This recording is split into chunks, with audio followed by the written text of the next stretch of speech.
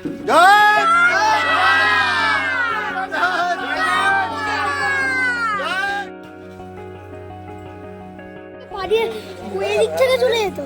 Guys, কাকড়া বলছি মানে ছোট দেখে নিন আপনারা। হ্যালো গাইস, আজ রাতে এটা কাকড়া। হ্যালো এভরিওয়ান, তোমরা সবাই কেমন আছো? আশা করছি খুব খুব ভালো আছো, আর আমিও খুব ভালো আছি। আজকের এই ভিডিওটা অনেক দিন আগেই কিন্তু ক্যাপচার করা, কিন্তু তখন কিন্তু সময় করে উঠতে পারিনি তোমাদের সঙ্গে শেয়ার করব। তো আজ আমি চলে এসেছি পুজো বাড়িতে। কথায় আছে সম্পর্কটা রক্তের সম্পর্ক না থাকলেও মনের টানটা অনেক বেশি। কারণ আজ আমি যার বাড়িতে এসেছি তার সাথে কিন্তু রক্তের সম্পর্ক না থাকলেও মনের সম্পর্কটা খুবই বেশি। তোমরা একটা জিনিস লক্ষ্য করবে, নিজের আত্মীয়তার থেকেও বেশি কিন্তু এমন এমন সম্পর্ক মানুষদের সাথে গড়ে ওঠে যেগুলো নিজেদের আত্মীয়ের থেকেও বেশি এনাদের বাড়িতে খুবই ভালোবাসা পাওয়া যায়। এসেই দেখলাম বরমহাশয় পুজো করতে বসে গেছে, আর ওখানে সেজন্য নন্দিনী ভোগ করছে। কারণ তোমরা অবশ্যই জেনে থাকবে, দীক্ষিত না হলে মায়ের ভোগটা করা যায় না। তাই সেখানে ওরা প্রত্যেক বাড়ি কিন্তু আমার সেজননদিনী কিন্তু ভোগটা রান্না করে। আর এখানে দেখো ছোট্ট পুচকেটার সাথে দেখা হয়ে গেল, তাই ওর সঙ্গে কিন্তু একটা সেলফি নিলাম। আর এইখানে কিন্তু 108খানা কিন্তু মোমবাতি ধরানো হয়েছিল, তাই তার মধ্যে আমিও একটু ধরিয়ে নিলাম। আর এইখানে দেখো, সবার প্রথমে কিন্তু প্রসাদ আমি নিজের জন্য খাইনি, সবার প্রথমে আমি এদেরকে খাইছি।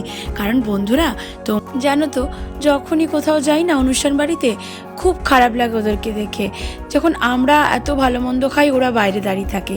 তাই ঠিক করলাম সবার আগে ওদেরকে একটু প্রসাদ খাইনি, কারণ ওদের সেবা করলে কিন্তু ভগবান কিন্তু সন্তুষ্ট হন। আর হঠাৎই দেখলাম মায়ের পুজোর জায়গা থেকে কাঁকড়াটা হেঁটে হেঁটে বেরিয়ে আসলো। তাই আর দেরি না করে ওকে ধরেই একদম বাটিতে জলের মধ্যে রেখে দিলাম। গেস করে বলো তো কাঁকড়াটা এখানে কি করে এলো? ওইখানে দেখো গাইজ, হঠাৎ করে কিন্তু প্রকৃতির রূপ বদলালো।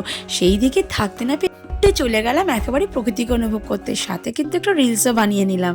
কে খালি একটাই বলছিলাম, মা গো, এই মুহূর্তে যদি ঝড়টা হয় তাহলে কিন্তু তোমার হোমটাও হবে না। আর সত্যি কিন্তু মা কিন্তু খুবই কথা শুনেছেন। সত্যি কথায় আছে, ভক্তি ভরে যদি তুমি মার কাছে কিছু চাও, সেখানে কিন্তু তোমার কিন্তু ফেরাবেন না। আর এখানে দেখো, তোমাদের তো বলাই হলো না আমাদের সম্পর্কটা কেরম।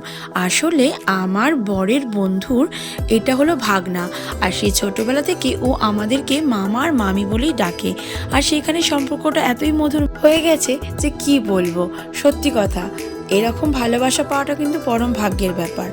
না গেলেই খুব রাগ করেন, তাই বারবার করে আমাদের সবসময় যেতে বলেন। আর একটা বিষয় কি জানো তো, তার মা বাবা কিন্তু আমার উপরই দায়িত্ব রেখে দিয়েছেন যে তার ছেলের বিয়ের মেয়ের পাত্রী যেন আমিই খুঁজি, বোঝো ঠেলা। আর ওখানে আমার এক ভাই রাজা, সে কিন্তু ভীষণই ব্যস্ত। পুজোর সব প্রসাদ বিতরণ কিন্তু ওই একে একে করে দিল। প্রত্যেকবার কিন্তু ওরাই এসে হাতে হাত লাগিয়ে অনেক কাজ করে। আর এখানে দেখো, আমরা অঞ্জলি দিতে বসে গেলাম। যেহেতু আমার অদ্রিকবাবু একটু খুবই দুষ্টু, তাই ওকে সাড়া না পেয়ে পিছন দিকে ঘুরে দেখলাম ওই একটা কাঁকড়া নিয়ে বসে আছে, একদমই আমার মতনই হয়েছে। আর এখানে দেখো, পুজো শেষে সবাই মিলে একটা সেলফি তুললাম। ওখানে দেখো মহল পুরো ঠান্ডা, বৃষ্টিটাও কমে এসছে। কেক করে সবাই বাড়ি চলে গিয়েছিল, শুধু থাকার মধ্যে আমরাই ছিলাম, আমাদের বাড়ির লোকজন আর ওদের বাড়ির লোকজন। এখানে দেখো অদ্রিকবাবু ঢাক বাজিয়ে যাচ্ছে আরতির সময়, কারণ ঢাক পেলে তো আর কোনো কথাই নেই। জানোই তোমরা, ও কিন্তু বাজাতে খুবই ভালোবাসে। সবশেষে কিন্তু এই ক্যামেরা বন্দি করলাম ছবিগুলো, আর এইসব সব রেকর্ড করেছি একমাত্র শুধু তোমাদের জন্য, কারণ তোমরা হলো আমার পরম বন্ধু, তাই জন্যে। এরপরে কিন্তু চলে আসলো খাওয়া দাওয়ার পালা, কারণ আর থাকতে পারছিলাম না, কারণ প্রচুর খিদে পেয়ে গেছিলো।